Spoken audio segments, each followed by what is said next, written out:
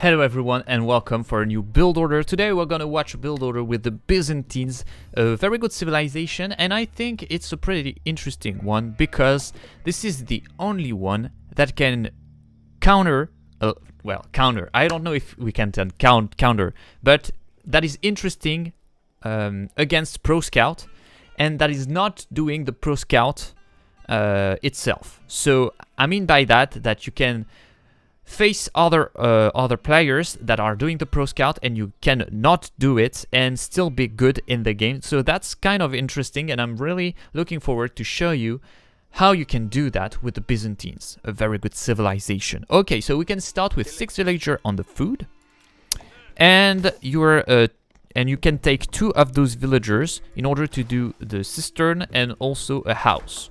So very important with the position of the cistern. You have to put the cistern in order to have your food, so the sheeps, and the gold under it. They're very important because the 2 resources you need at the beginning of the game is food and gold.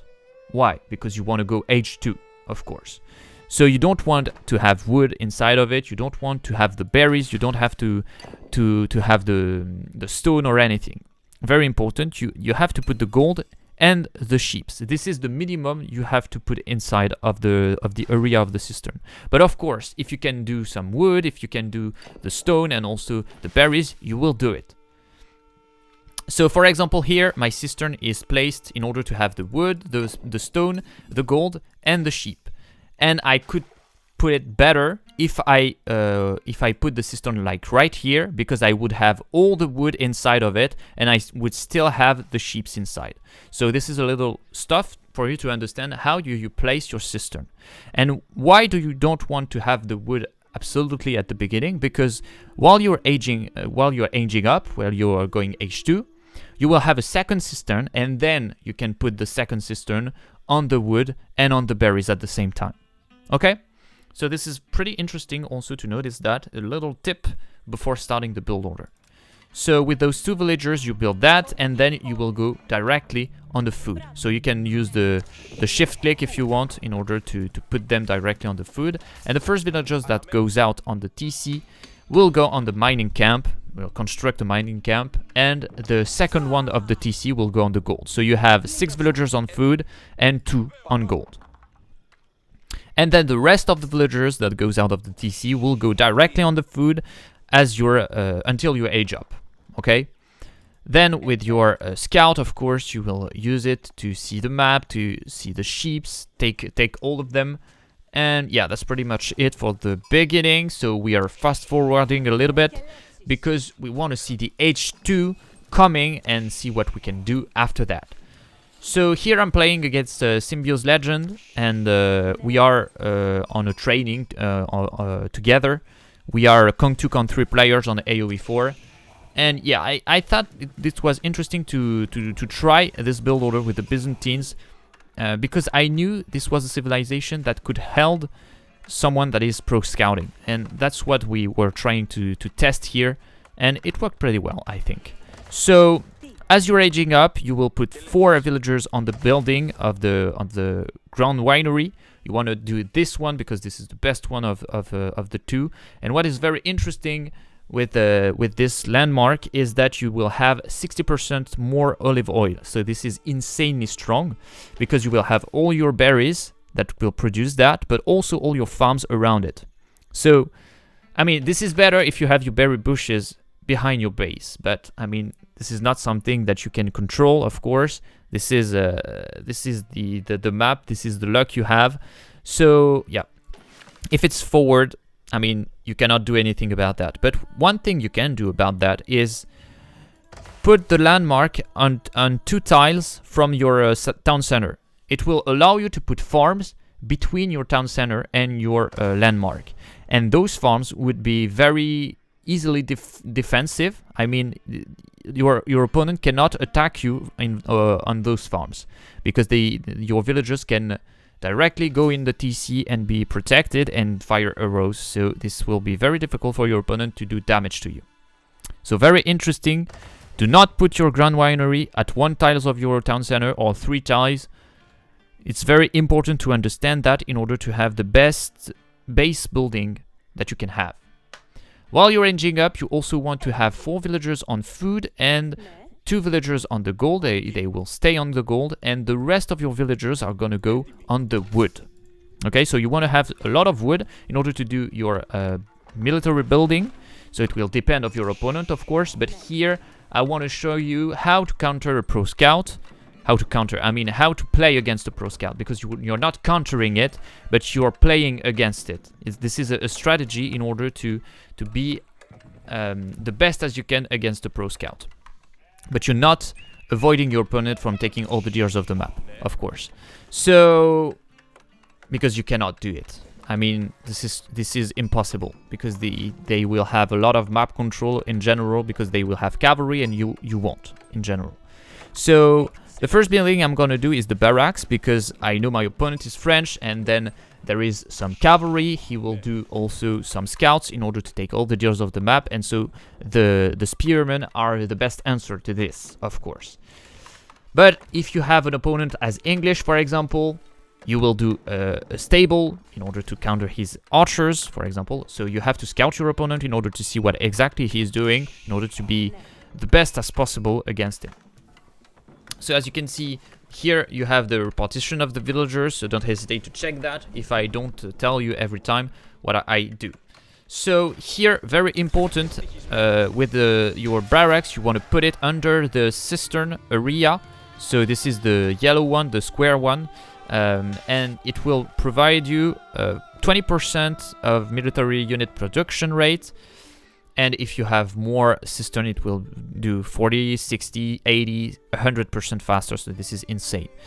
While you are age up, the first thing you want to do when you age up is to take 4 villagers, the 4 villagers that are on the sheeps, and put them directly on the berries. Why? Because on the berries, you will not only produce food, but also you will produce some olive oil. And the olive oil is very important in order to have your mercenaries. And this is very important because you can match the production of your opponent at the beginning of the game thanks to that.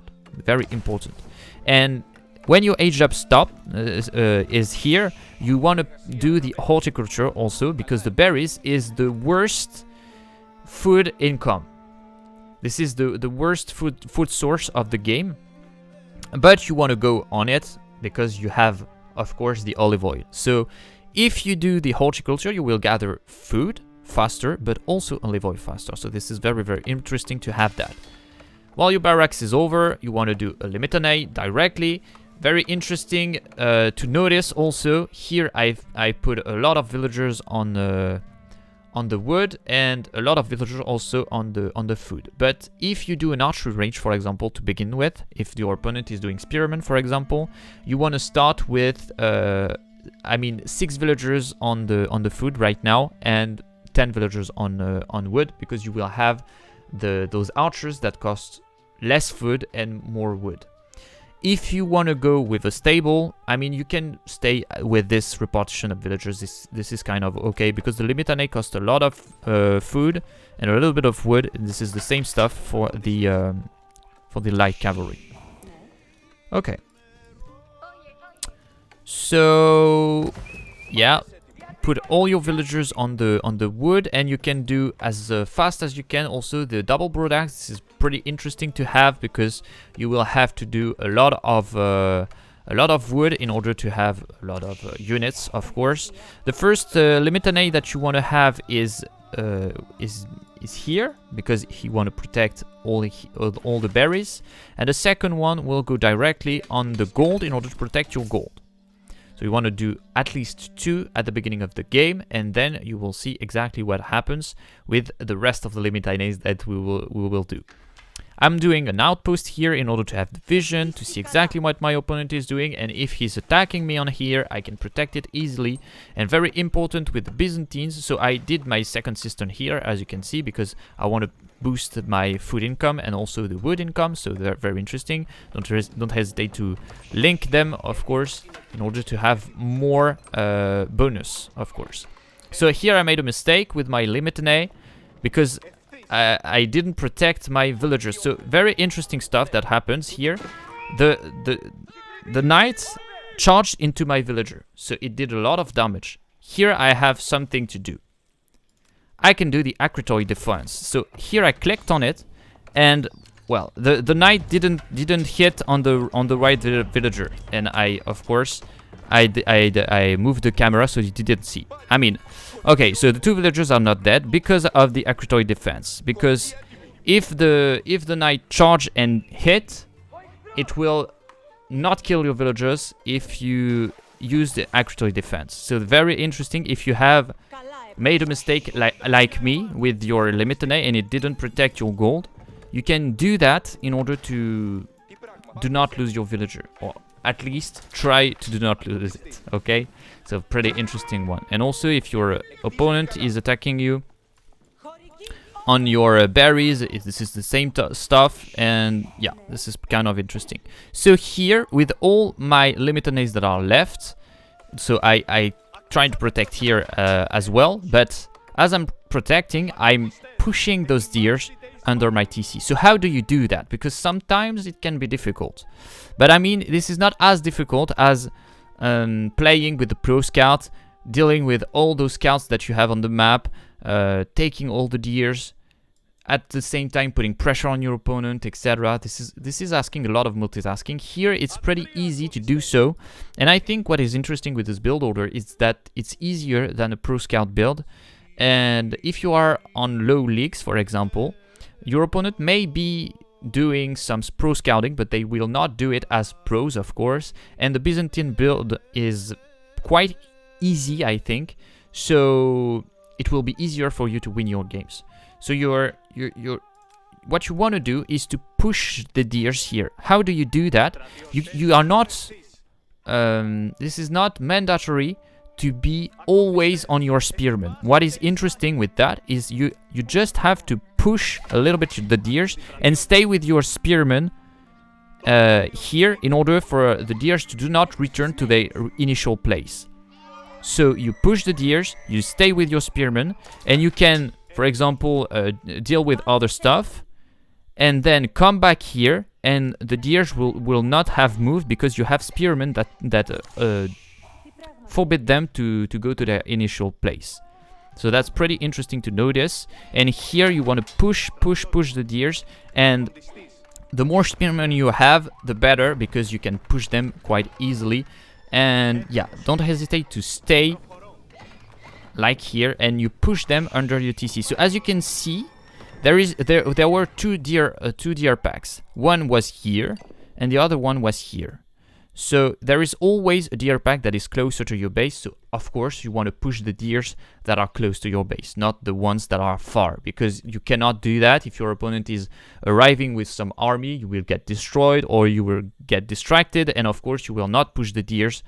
And what is very interesting with that is that you didn't have to do pro scouts, and you take one deer pack and your opponent took 3 of them. So it's quite cool to have this, because it's not costing you any resources and you still have some food. Okay, so this is kind of cool. Here I'm doing a wall, of course, and this is kind of over for the build order, but we will continue to see exactly what happened in the game in order for you to understand how and why this build order is strong. Okay, so I'm protecting my gold right now, and all the deers will be under my TC pretty soon. So this is some stuff that you want to do, and also if you have something like this, you can absolutely build the wall also in order to protect those deers. This is very, very interesting to protect those deers, because, well, if they are protected, your opponent cannot steal you from them. So this is kind of interesting. A lot of spearmen, and also while you have your mercenary house, you can see I stopped putting villagers on wood, and I started putting more villagers on food, because I want to do more limitanes, and the limitanes cost a lot of food. And at the same time here, I'm taking care also of my gold, because I want to go H3. As I protected those deers, I don't want to do army anymore, and I want to go H3. I want to take good units, and I want to have good units. And also what is interesting with going H3 is that you can have those mercenaries in veteran for pretty cheap costs, And also you cannot produce a lot of mercenaries because you will have those berries that are over, that are finished. So yeah, that's why you want to go fast H3 just after that. And yeah, don't hesitate also to defend pretty well. And as you can see, I have the same army as my opponent, almost the same, while he has some pro scout, because the pro scout cost a lot. He spent a lot of resources on the scout also, so that's why also I can age up, because he spent a lot of resources into something that cannot attack me. So this is a pretty defensive build, as you can see, of course. And yeah, the main goal is to just protect yourself. And if you have too much wood, for example, if you took too much wood, you can do some farms around here in order to have some food, of course, and also in order to have some olive oil. Okay, so here I saw my opponent didn't took those deer, so I'm trying to attack him a little bit, but I mean, don't do that too much, because if you don't have vision, you can be surprised of how much army your opponents have, and if you lose all of this, this is over. I mean, you have to stay alive with those units, and especially those longbows, because what I talked about before is as you're going H3, those longbows will go pretty easily on veteran, and they will be very, very strong against any army of your opponent. So I didn't talk about the choice of the mercenary house. I think the longbows are the best, especially if you do spearmen, because this is a pretty good combo. But if you want, you can also do the javelin throwers. But I mean, the javelin throwers are strong. For me, maybe I'm wrong about this. I'm not sure, but I'll give you my opinion. The javelin throwers for me are the best on H2, but are not quite good on H3. But the longbows are very, very strong on H3 because they will have a high range, they will have a lot of damage, and they will fire very fast. So I think this is the most interesting unit because it can deal a lot of damage, even to some man-at-arms, for example, or to knights. While the javelin throwers have a lot of trouble in dealing damage to heavy units. This is my point on this, and maybe I'm wrong about that. But I really feel like, and I tried a lot of stuff with the Byzantines, when I do the javelin throwers, they are useless H3, and the longbowmen are very strong. And also, the lansknets are very, very strong when you put them in an army of spearmen and also men-at-arms. This is very, very interesting because they will do splash damage, so they will do an area damage around them, and this is very, very strong. So that's why I'm taking all the time this one if I'm playing against a civilization that is pro scouting, because it means that they will go fast H3, and so we will not play H2. And as I said before, to me, the javelin throwers are not very strong on H3. So yeah, this is my explanation about that. Don't hesitate to tell me what you think about that in the comments. It can be interesting to debate a little bit on all the stuff. So as I said before, I'm going fast H3 in order to have my units stronger, and I'm gonna go with the Golden Horn Tower, of course, because it produces units, and they will be veteran units, so this is kind of interesting. And yeah, he's taking all the deers, and I don't want to fight at all. And as you can see, I have still almost the same amount of units as my opponent, and he's not H3 at all. So this is kind of cool. And here, what is important is to understand the two stuff that can happen. Or your opponent will go directly into your base and deal damage, or he will go also fast H3 and try to attack you later. If he's attacking you right now, you have to defend. You have to do not go out on the map. If he's going H3, you have to take the control of the map and take all the relics as you can. Okay? So if he's not going H3, he will have a lot of army. You can see here, he's not going H3. He has so much army, I cannot contest it. So I'm trying to defend and stay the more as I can into my base, because if I go out, I die. Okay, he has 2 times my army. Even with my technologies, this is not enough. So of course, if you go H3, you go directly with the veteran units on your spearmen and on your mercenaries, of course. And you want to go also with all those technologies. So if your opponent is attacking you a lot, this is more interesting to have steeled arrow. I made a mistake here. Why? Because your town center, your outposts, etc. will also fire arrows that deals more damage thanks to this. While if you're doing the iron undermesh, this is only your units that will have the bonus on the ranged defense. So yeah, and if he's going fast H3, of course, I mean an H3 is approximately this is not approximately, this is 1,800 resources. Okay, so if you divide that by 80, this is the cost of an archer, you arrive to something like 22 to 23 archers. So this is a lot. If he go H3, I have the same amount of army as him approximately. So I can take the fights and I can take the control of the map, and I don't hesitate to do some monks in order to take the relics, etc. This is very important for you to understand. I'm giving you a little bit of tips in order to understand how it's working in the game. Okay, so here I'm defending the most as I can. This is kind of difficult because he has a lot of army, of course. He has the pro scout. And what is interesting with pushing those deers, it allows me to do not have to do that much farms at the beginning of the game. And why the farms are still good with the Byzantines and not with other civilization.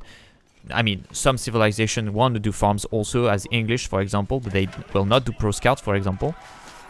A pretty tough matchup would be HRE, because they are not afraid of making some farms. But what is cool with your farms is that it costs, of course, 75 of wood, but each time you build a farm, it will give you back 8 of stone. So it doesn't cost you 75 of wood. It costs you like 67 of resources.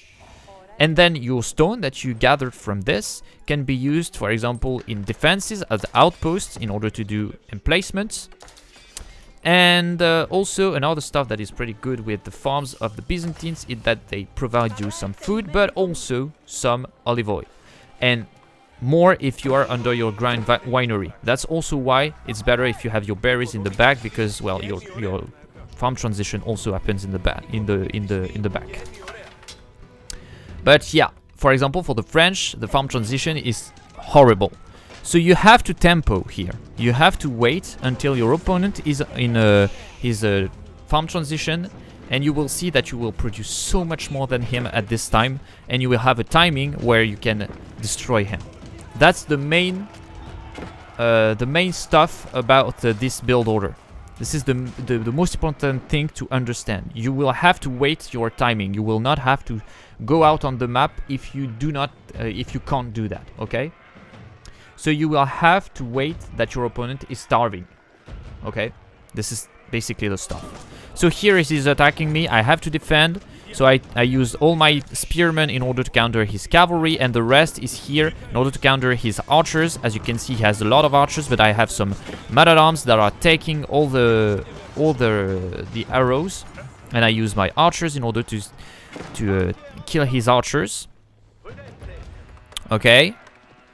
So I do some walls also to defend.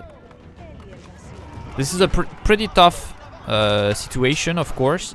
And I don't mean this is easy with the Byzantines to defend against the pro scout, but I mean this is possible.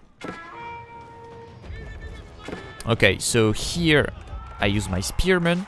And as I said before, the build order of the Byzantines is quite easy to do, while the taking all the deers of the map is not that easy for beginner players, for example, etc.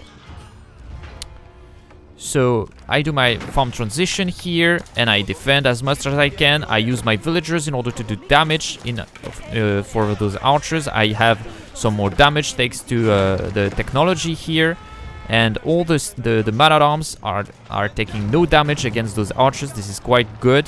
I use my spearmen here to counter his cavalry. And I will destroy his rams as I destroyed his knights. I also use the monk in order to take one relic. Don't hesitate to do that if you can. And yeah, I defended here, so he's over right now. He cannot outproduce me anymore because I'm H3, he's on H2. I will have so much more units thanks to my olive growth transition, sorry. And yeah, what is interesting also if you have so much archers against you is to use the shield wall with your spearmen. So yeah, he surrendered because he knows he doesn't have any food left and I have so much more. He has to farm transition and he's dead. So that's pretty much it about this build order. Don't hesitate to tell me what you think in the comments. Don't hesitate to ask questions if you have. I will be glad to answer to you as always. Don't hesitate also to like the video and subscribe if you liked it and you want to see more. See you in the next one. Bye.